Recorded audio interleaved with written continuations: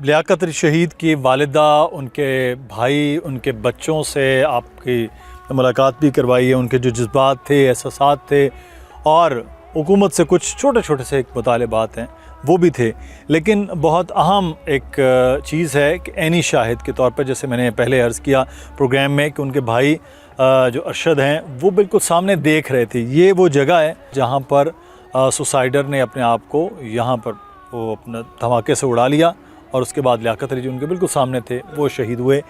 مجھے بتائیں کہ اس وقت ہوا کیا تھا؟ وہ جب گھر سے آیا کھیتوں میں مال مویشی کے لیے لینے کے لیے، وہ راستے میں جا رہا تھا، وہ مشکوک کھیتوں میں آ رہا تھا۔ اچھا، میرے بھائی نے اس سے پوچھا ہے تم کون ہے، کدھر جا رہے ہیں؟ ہمارا بھائی تھوڑا دور تھا، وہ تیز قدموں میں اس کے نزدیک ہو گیا ہے۔ جب نزدیک ہوا ہے تو ہم نے آوازیں سنی ہے گھر سے، تو ہم ہی باہر نکل آئے ہیں کہ ہمارے بھائی کے ساتھ کون ہے۔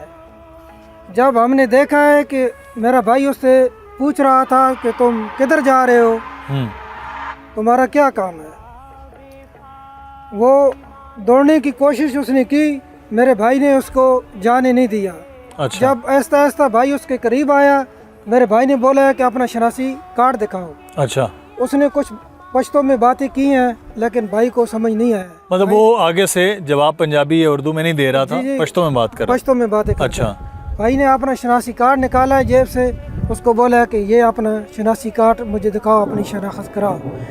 جب اس نے میرے بھائی کو دیکھا ہے کہ یہ اس نے گہرا پا لیا ہے، یہ مجھے نہیں جانے دیتا، اچھا، جب شناسی کارڈ میرے بھائی نے بولا ہے کہ اپنا شناسی کارڈ دکھاؤ، میرے بھائی نے آدھا جیب میں شناسی کارڈ ڈالا ہے، پھر اس نے اپنا کارروائی شروع کی ہے۔ اچھا، لیکن ارشد بھائی یہ بتائیں کہ وہ کتنی کو عمر کا، کوئی لڑکا سا تھا یا زیادہ کو پکی جی، عمر وہ والا؟ چھوٹی عمر کا تھا، تقریباً زیادہ سے زیادہ 20 اور 22 سال اس کی عمر تھی، چھوٹے قد والا تھا۔ اچھا، چھوٹی چھوٹی داڑھی اس نے رکھی ہوئی تھی، بال بھی تھوڑے بڑے درمیانے ہوئے اس نے بال بھی رکھے ہوئے تھے۔ صحیح۔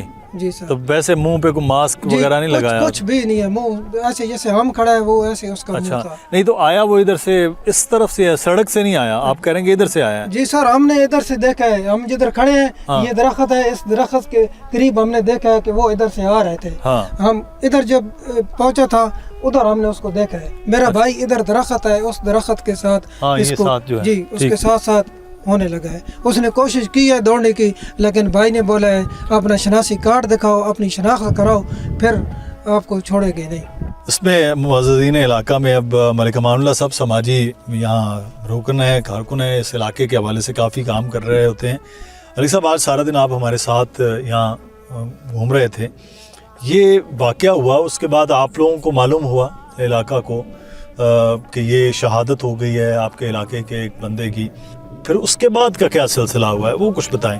یہ لوگ جو تھے، یہ چونکہ میں ان کو جانتا تھا، یہ بیسیکلی کھیتی باڑی سے ان کا تعلق تھا، غریب لوگ ہیں، اپنی محنت مزدوری کرتے ہیں۔ یہ ریلوے کا ملازم تھا لیاقت شہید۔ تو یہ تقریباً جنڈ میں ہمیں پتہ چلا ہے، اس وقت 5:45 کا ٹائم تھا کہ منکور میں کچھ واقعہ ہو گیا۔ پہلا یہ آیا ہم لوگ کو تک اطلاع کہ کوئی خودکشی کا ہو گیا، لیکن 15-20 منٹ کے بعد جب یہاں لوگ پہنچ گئے، سویلین کافی سارے لوگ یہاں پہنچ گئے، انہوں نے ہمیں فونوں پہ بتایا کہ یار یہاں تو خودکش حملہ ہو گیا فلاں جگہ پہ، فلاں بندے لیاقت کے ڈھوک کے پاس منکور کے راستے میں۔ تو ہم لوگ بھی یہاں آئے، صورتحال دیکھی، تو اس وقت تو کچھ صورتحال ایسی تھی کہ ارد گرد میں کافی بارود کی بدبو اور ڈیڈ باڈی، اور اس کے تو جو باقیات ہیں ان میں سے صرف ٹانگیں اس کی باقی تھیں، باقی تو خودکش حملہ آور کی بات کریں،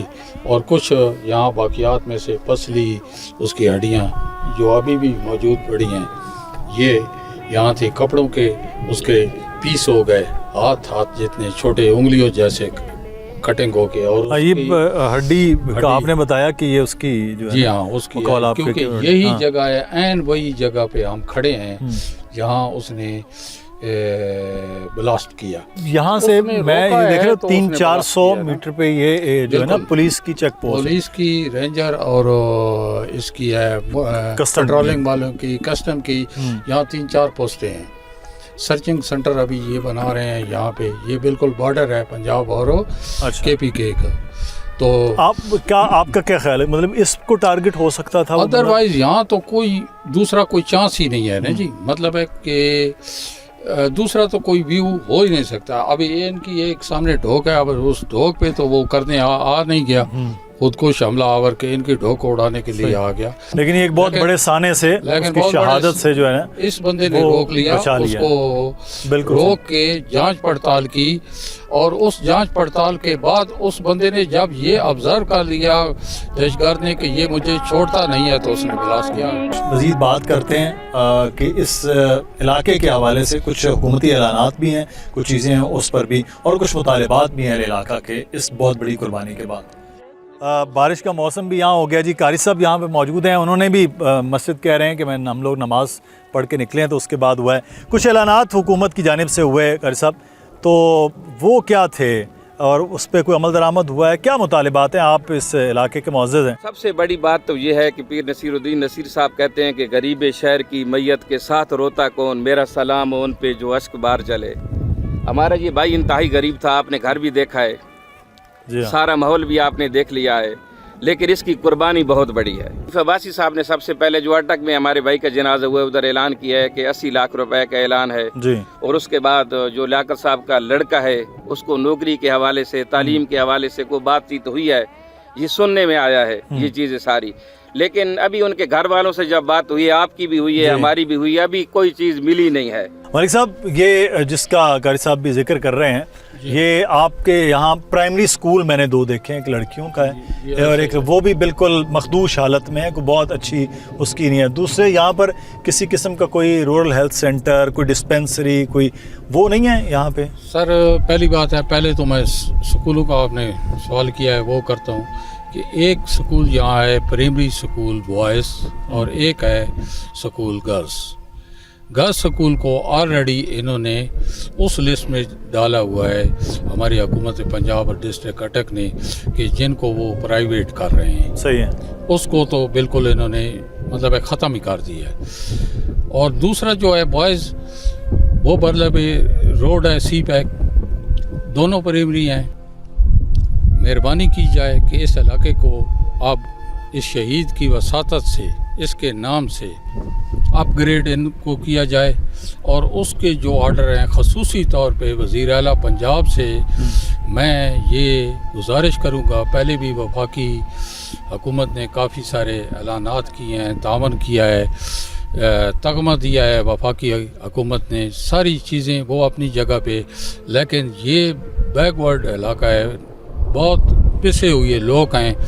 इनके तालीमी मेयार को आप करने के लिए इनको स्कूलों को एक तो अपग्रेड किया जाए, दूसरा वो गर्ल्स स्कूल के बारे में जो प्राइवेट ऑर्डर हैं वो वापस लेकर उसे गवर्नमेंट की सतह पे ही चलाया जाए। सेकंड, आपने हेल्थ के हवाले से किया है, तो यहाँ दूर दराज तक, यहाँ से 2 किलोमीटर के फासले पे दरिया सिंध के परले किनारे पे KPK शुरू हो जाता है, वो हमारे सूबा ही नहीं है। और जंड यहाँ से 10-12 किलोमीटर है। जंड में भी THQ हमारी जो अस्पताल है वो जंड शहर और गिरदो नवा की रिक्वायरमेंट पूरी नहीं करती, उसमें अभी इंतजामात ही पूरे नहीं है। यहाँ कोई भी हेल्थ के हवाले से कुछ भी नहीं है, बिल्कुल कोई डिस्पेंसरी नज़दीक नहीं, कोई रूरल हेल्थ सेंटर नज़दीक नहीं। तो गवर्नमेंट पंजाब स्पेशली मरियम नवाज़ और साहिब अख्तियार से मैं ये रिक्वेस्ट करूँगा कि हमारे पास 120 कनाल ज़मीन रफ़ाए आमा की बरलबे रोड पड़ी हुई है और वो बिल्कुल नाकारा और बग़ैर किसी तसर्रुफ़ के है। तो उस कीमती जगह पे ये रूरल सेंटर हेल्थ मतलब कि ज़मीन मौजूद है आपके पास, सिर्फ बिल्डिंग और उसका एक देनी है और उसका सिस्टम करना है, ठीक है, जो एक्टिव करना है।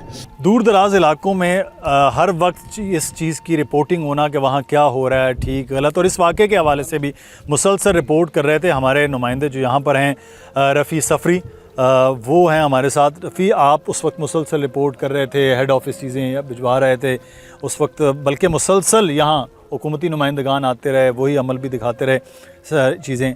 यहाँ जितना मुश्किल आना है, यहाँ बाकी सहूलियात हैं, ये रिपोर्टिंग भी उतना ही मुझे लग रहा है कि मुश्किल काम होगा उस वक्त ख़ास तौर पे। सबसे पहले तो मैं आपका और पूरी टीम का 365 का बेपनाह मशकूर मकमून हूँ। रही बात इस जगह के हल्के की रिपोर्टिंग की, तो ये इलाका 120 किलोमीटर पे मुहित तहसील जंड है, जिसकी कवरेज के लिए हमारे जो मकामी रिपोर्टर हैं इनको बहुत तगोदो से गुजरना पड़ता है, बड़े सफ़र से गुजरना पड़ता है, तब जाके आवाम की आवाज़ ऐवान बाला तक जाता है।